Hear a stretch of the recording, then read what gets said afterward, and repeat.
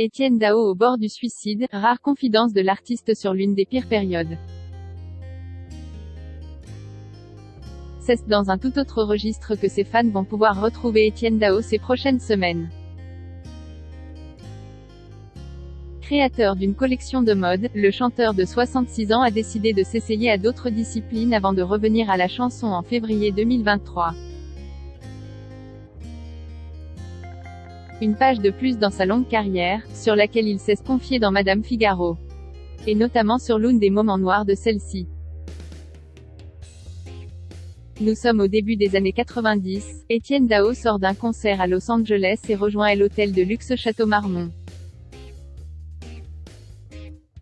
Le public a passé une bonne soirée, mais le chanteur lui, est à bout. Pendant la soirée, il grimpe sur son balcon et hésite à lâcher, à en terminer en pleine gloire. Ce qui le retient, au dernier moment. Un flash de terreur. J'ai réalisé qu'un élan me poussait à en finir, une sorte de raptus, mais que ce n'était pas moi du tout. Comme lorsqu'on voit le fou en soi, que l'on s'imagine faire une chose absurde ou violente, confie-t-il cette semaine dans Madame Figaro. Pourtant, le monde entier est bien loin de s'imaginer ce qui se passe dans sa tête pendant cette période noire de sa vie.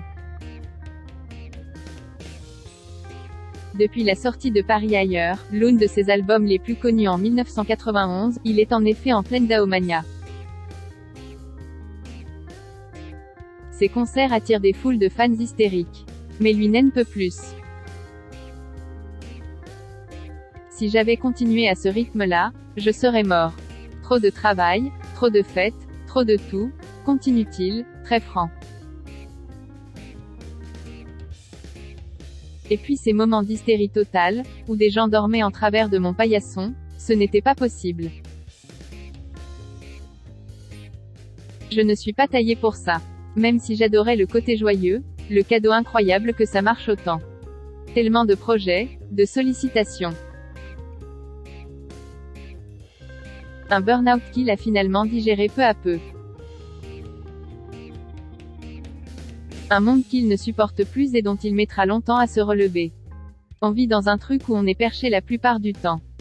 C'est une addiction. Donc, on continue, jusqu'au moment où je me suis retrouvé au bord du précipice sans m'en être rendu compte.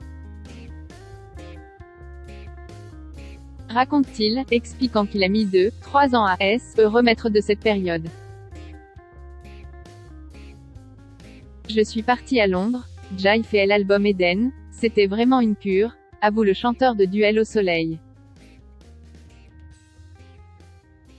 Qui a également eu besoin de l'aide d'une psychothérapie. Je n'aurais pu faire sans. D'autant plus qu'une fois qu'on a réglé un certain nombre de problèmes, papa, maman, etc. Ça permet de mieux comprendre les autres.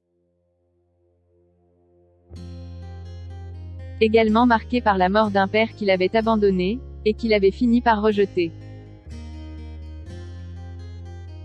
Etienne Dao va bien mieux aujourd'hui et continue de s'appuyer sur ses proches.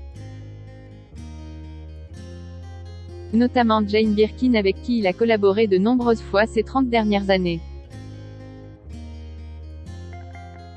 D'ailleurs, entre eux, c'est une histoire de famille. Etienne Dao a également écrit des chansons pour et avec Charlotte Gainsbourg et Lou Doyon, les deux filles de l'artiste britannique.